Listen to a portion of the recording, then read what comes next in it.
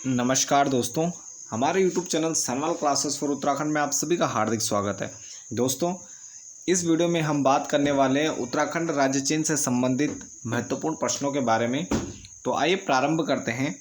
सबसे पहला प्रश्न हमारा, तो उत्तराखंड के सभी शासकीय कार्यों के लिए प्रयुक्त संकेत क्या कहलाता है? यानी राज्यों के लिए जो शासकीय कार्यों के लिए प्रयुक्त संकेत होता है, एक चिन्ह होता है, उसे क्या कहते हैं? राज्य चिन्ह कहा जाता है। प्रत्येक राज्य का अलग अलग होता है। तो हम यहाँ पर बात कर रहे हैं उत्तराखंड के राज्य चिन्ह से संबंधित महत्वपूर्ण प्रश्नों पर। अगला प्रश्न हमारा, उत्तराखंड का राजकीय चिन्ह प्रतीत होता है, यानी जो उत्तराखंड का राजकीय चिन्ह है वो किस प्रकार का प्रतीत होता है? तो यह होता है हीरे के आकार या समचतुर्भुज जैसा है, यानी कि हीरे के आकार के जैसा है और समचतुर्भुज के जैसा है इसका आकार। अगला प्रश्न है कि राज्य चिन्ह में कितनी पर्वत चोटियां स्थित हैं? तो राज्य चिन्ह में कुल पर्वत चोटियां हैं तीन पर्वत चोटियां इसमें बनाई गई हैं। अगला प्रश्न है, राज्य में सबसे ऊंची चोटी स्थित है, राज्य चिन्ह में सबसे ऊंची चोटी स्थित है। तो इसमें 3 चोटियां बनाई गई हैं, जिसमें बीच वाली चोटी को क्या रखा गया है? बड़ा रखा गया है। तो यानी सबसे ऊंची चोटी कौन सी है? बीच वाली चोटी है।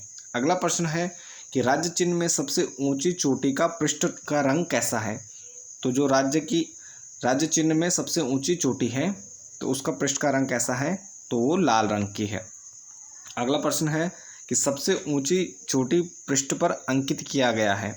जो सबसे ऊंची चोटी को दर्शाया गया है तो उस पर अंकित किया गया है अशोक की लाट।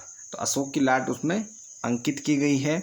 राज्य चिन्ह अगला प्रश्न है, राज्य चिन्ह पर अशोक की लाट के नीचे कौन सा वाक्य लिखा गया है? तो अशोक की लाट के नीचे क्या वाक्य लिखा गया है? इसमें लिखा गया है सत्यमेव जयते। क्या लिखा गया है? सत्यमेव जयते।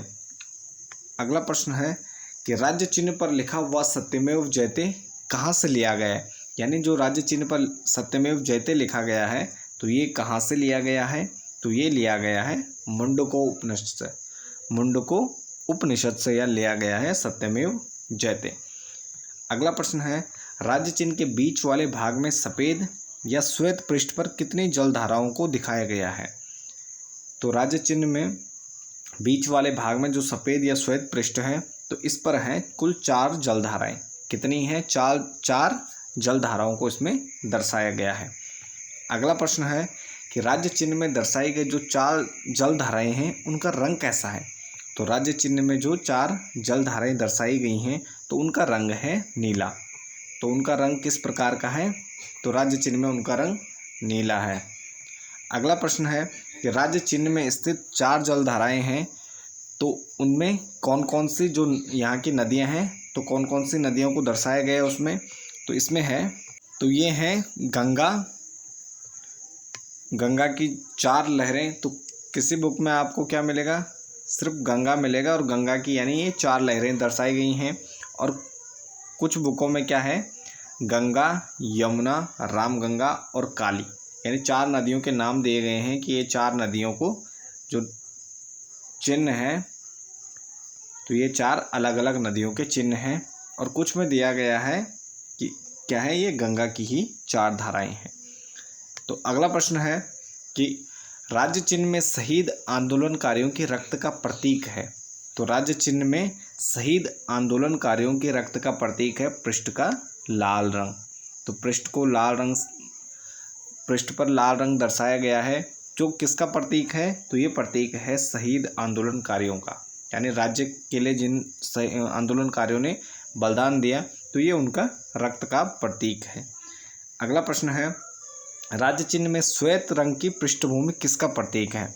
तो राज्य चिन्ह में जो श्वेत रंग की पृष्ठभूमि है वह प्रतीक है शांत प्रवृत्ति वाले उत्तराखंडियों का, यानी यहाँ के शांत प्रवृत्ति वाले पहाड़ी जो लोग हैं तो उनका प्रतीक है श्वेत रंग।